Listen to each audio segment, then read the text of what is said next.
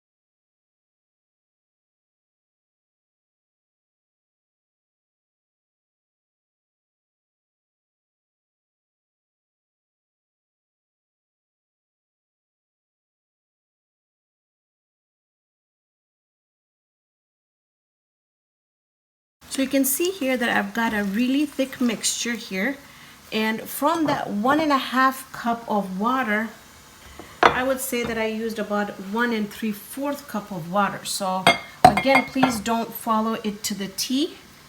Also, make sure that you try this mixture just a little bit to make sure that the salt and the lemon pepper and everything is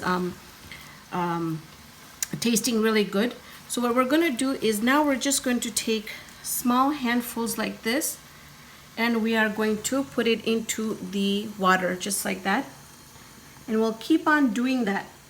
Now you might ask, how do you know when this is done? Well, the fritters are going to start floating on top. So if you feel like you're putting this in the water and it's falling apart, that means that your mixture is not thick. So you might have to add a little bit more chickpea flour in there. And the temperature is about on medium right now, because I don't want to boil it. I just want to simmer it.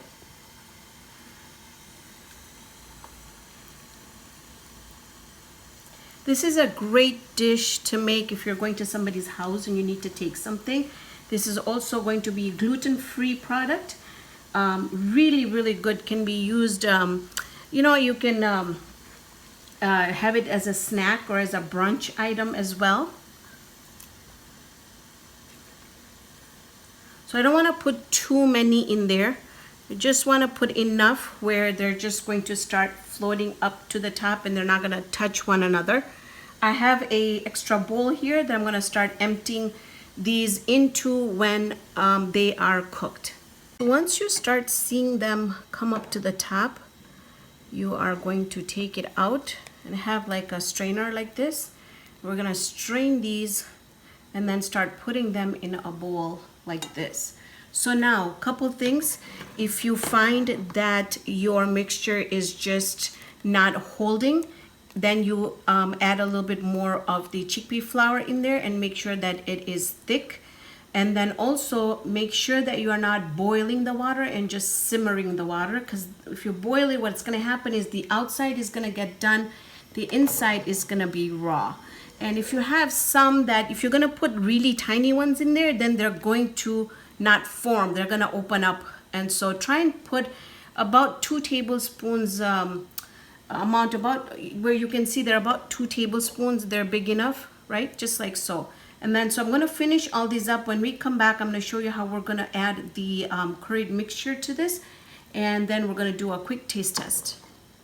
So I've got the curried part here, and see how thick it is. So now we're going to add some water in there to really kind of make it liquidy, because if we won't be able to mix this with, you see how we have these and they're pretty delicate. So we don't want to break these. So that's why You just want to make a mixture where you're going to have it a little quite saucy so that you can mix it nicely without breaking the fritters.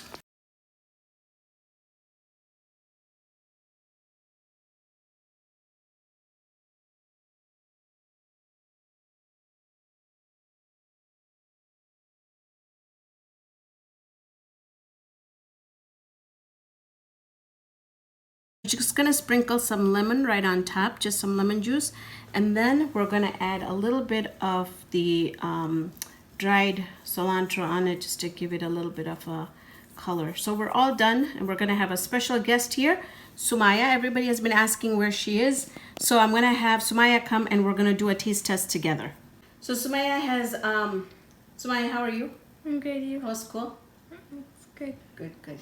So she just got back from school and she's never really tried these. I don't remember. Have you ever tried these? No. No.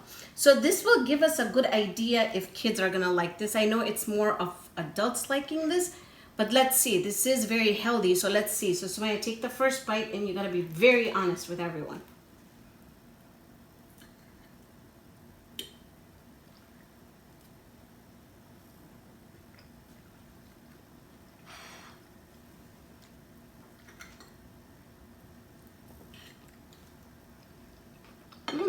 They are tasty. They're very much like what my mom makes, so they're really good.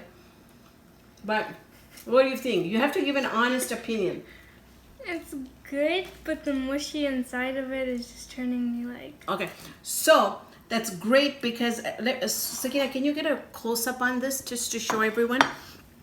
So when you do break into it, it is completely cooked, but I knew that this was going to be an issue with my kids, that the texture of it might be an issue. But, I mean, this is not something that you would like to eat. No. So, see, that is why I wanted her to give us an honest opinion, because as kids, now this I know as adults, a lot of people really love this. This is one of my stuff that everybody tells my mom to make. So, but if you're making it and you've got kids, just make sure you have something else on the side with them. So, thank you so much for coming on air, Sumaya. It's been a while. Mm-hmm. So, we're going to come up with some more videos with Sumaya cooking. It hasn't happened yet, but we'll do it soon, right? Yep. Okay. So, thank you so much for joining me on this episode of Raihana's Cuisines. Hope you can join me here next time with another great video. Folks, help me get to 100,000 subscribers. Hit the like button and subscribe. Share my videos. And please show me some love and get these videos out to your neighbors, to your friends, everybody out there. So I'll see you here next time with another great video. God, this is pretty awkward. I already started it. Doofus. Yeah. Okay. Oh my